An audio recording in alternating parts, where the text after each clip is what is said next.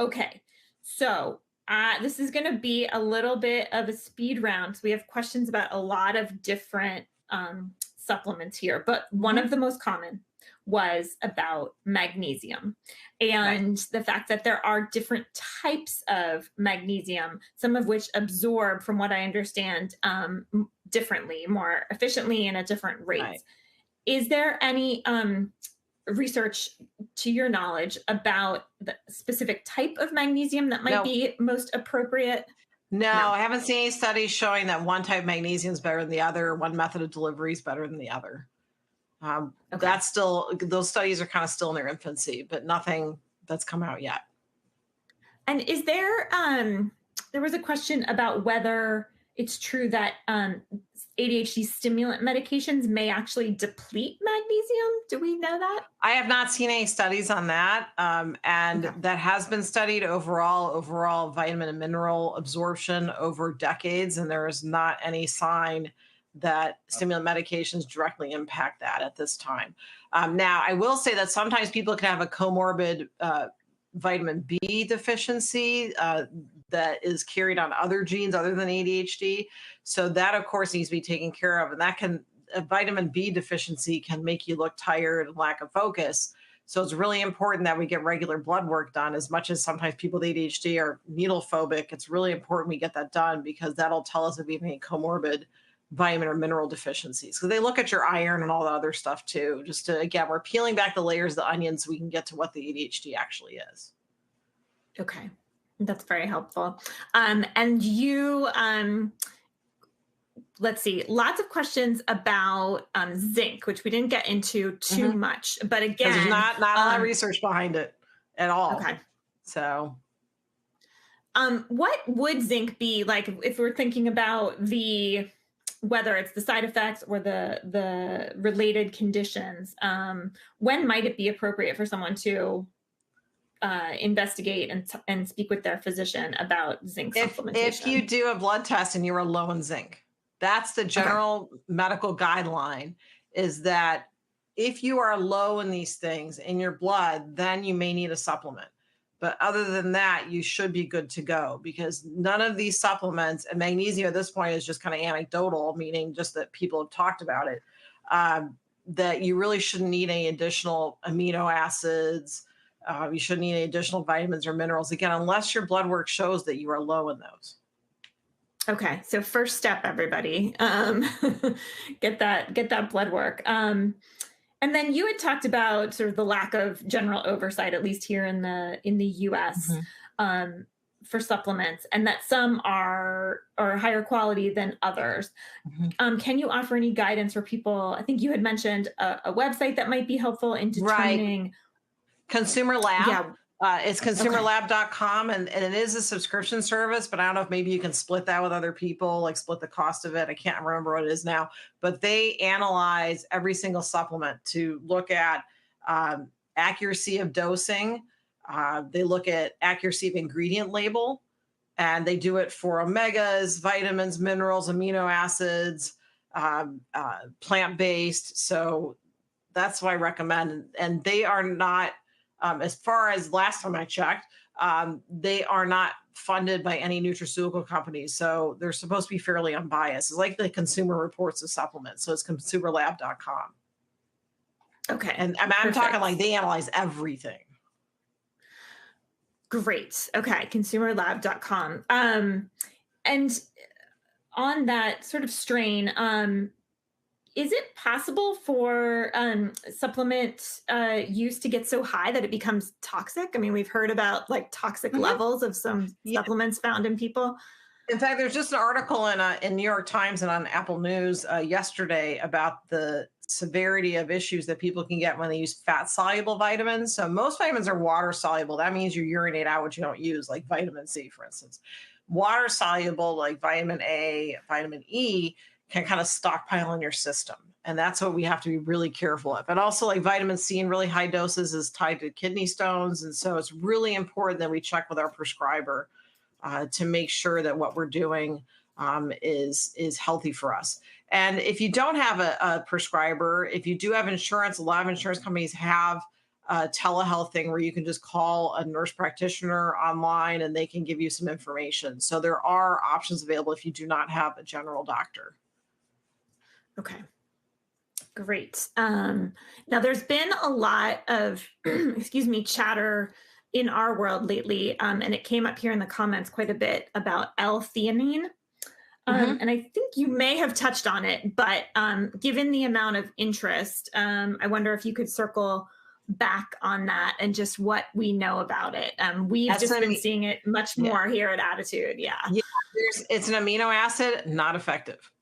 Research. Okay. I'm sorry, it's such a bummer, but it's really important that we know this stuff because you'll see as during like when the shortage started of stimulants, you saw a lot of people started using like lion's mane. I started hearing people using more and more about or different amino acids, and you'll see the price start going up and up, right? When demand starts going up. That's how the economy works. So we have to be really careful. So if we're buying something that really doesn't have a lot of data backing up, it could cost us a lot of money. And people with ADHD, we tend to have lower income in general than other people.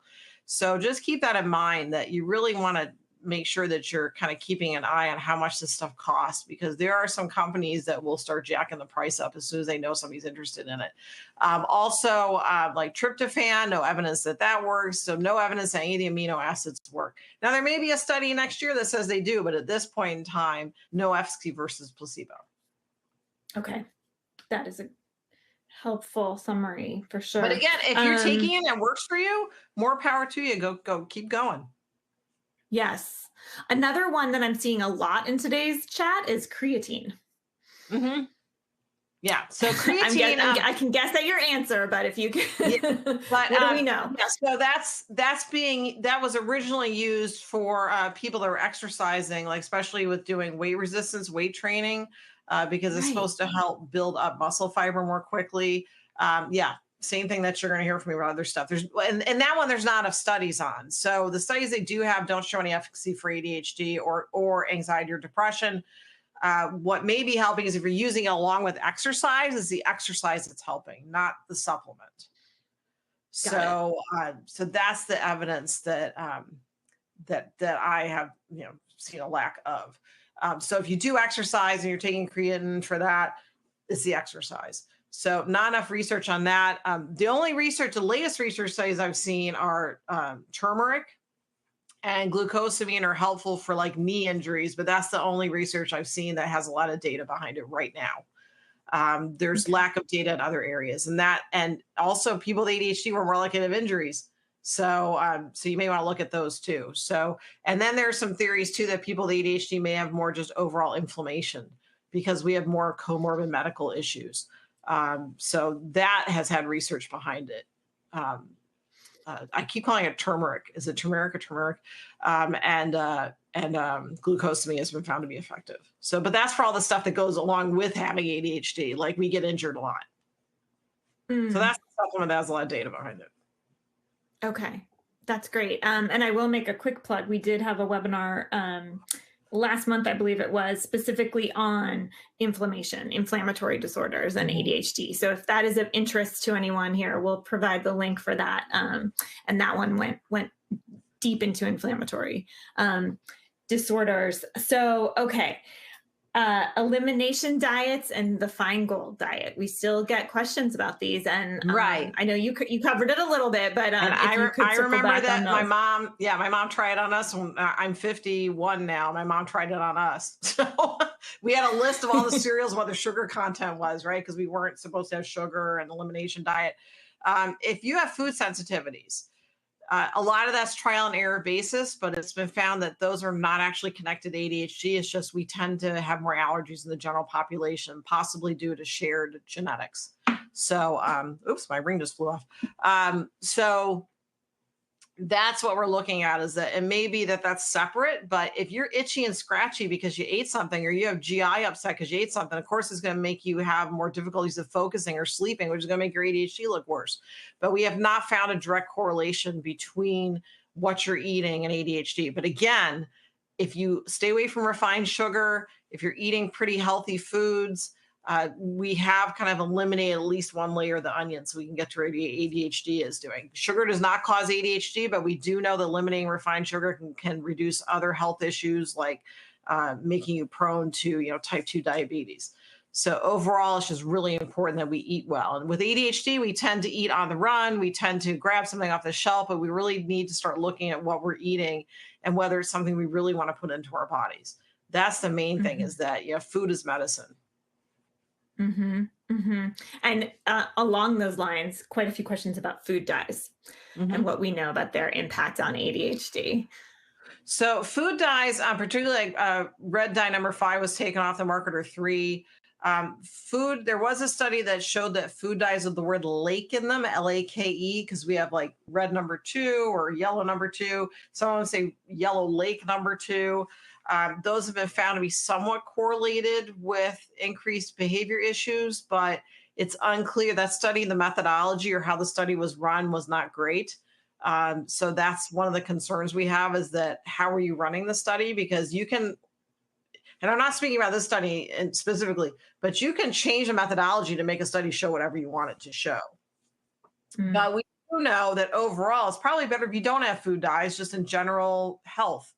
And that's why a lot of companies are moving towards vegetable-based dyes, which is what the standard is in Europe. So in Europe, if our macaroni and cheese goes over to Europe, they actually have to put a warning on it that the food dye is not approved in the EU, in the European Union. Their foods have food dye, have vegetable dyes in them. Now, some cereals have started doing that, but you'll see that people kind of like their food looking pretty, and so vegetable dyes aren't as vibrant. And so some people have said, ew, it doesn't look so great. That's the trade-off, right? We're going to have some food that looks a little weird now because it's not what we're used to because of vegetable-based dyes. But overall, those have been found to possibly be healthier than a chemically formulated one. And we want to keep in mind too, there's something called ultra-processed foods, UPFs. And there are chemicals in those that are designed to make us crave them. And that's something that you can look into. So it's ultra processed foods. So that's why we want to eat as little processed food as possible. But I know also with ADHD, sometimes we just have to grab something because we forgot to go to the store. We're too tired to go to the store. The store drains us.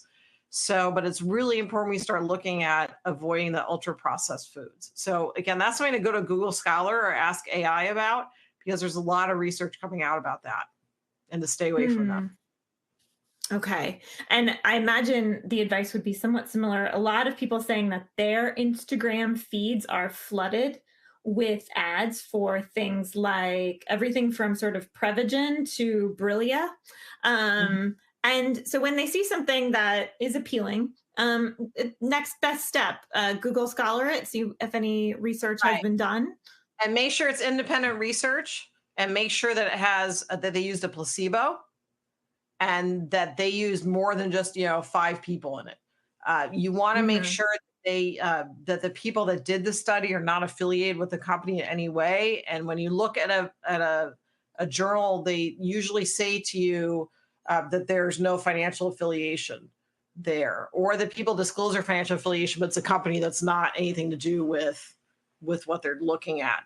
So we do have to, as consumers, take a really good look at how they're doing these studies. And if someone has to advertise on social media, that immediately tells me it's probably not a great product. That's just my bias, is that if your product's doing pretty well, you don't need to advertise on Instagram. You don't need to do targeted advertising. It's, Hmm. once something works, it's word of mouth, and then the research speaks for itself. Right. And the Nevertheless, fact that boy, they're do they targeting ever. is then you get into the ethical part of how they're targeting people. They're targeting vulnerable people, and that's one of the main issues I have with it. Hmm. Um, I do want to make, I think this is an important point. We had a couple of different questions about vitamin C and vitamin D. Mhm. And if you could just speak briefly about vitamin C and the ascorbic acid, specifically, if you are taking a stimulant ADHD medication. Haven't seen any research saying that you should not take vitamin C. In fact, I do have several clients that are taking higher doses of vitamin C as a preventative for urinary tract infections.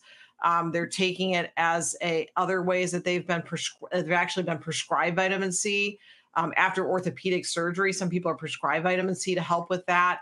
And they're still taking their stimulant medications. I have not seen any studies showing that ascorbic acid impacts ADHD medication. However, if you are taking a supplement and you feel like your medication is not working as well as it did before, it might be that maybe for you, the vitamin C does impact it because everybody's different. Every body chemistry is different. It may be that you have a different manufacturer. I know I got a manufacturer for my Adderall that was not as great as the other ones. And so I make sure I don't get that manufacturer when I go to the pharmacy. We need to look at what else we're doing at the same time. Also, we need to look at our stress level. Did you have an increased stressful event, right? We all have stress. There's no way to avoid stress, but did you have something happen to you that may have made your ADHD symptoms worse because we're being pulled in all different directions and we have higher stress? But again, if you're taking something that seems like something's off with your medication, please contact your prescriber. And if you feel like you contact your prescriber and you don't get a response, first address it with them and then maybe consider you need to go to another prescriber.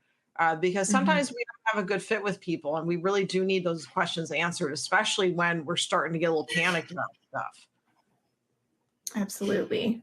Vitamin D, Well, again, if you're low in vitamin D, then you probably need it. But the prescribers I talked to said that if you're low in vitamin D, uh, they have supplements for that, obviously. But if you are fine in vitamin D, you're probably good. But I also live okay. in Florida. So if you're living up north, you probably need a little more vitamin D or a light box. Light box has been found to be somewhat effective if you're living in a darker climate during the winter because we are more prone to seasonal affective disorder. So light boxes have been shown to be somewhat effective for that as well.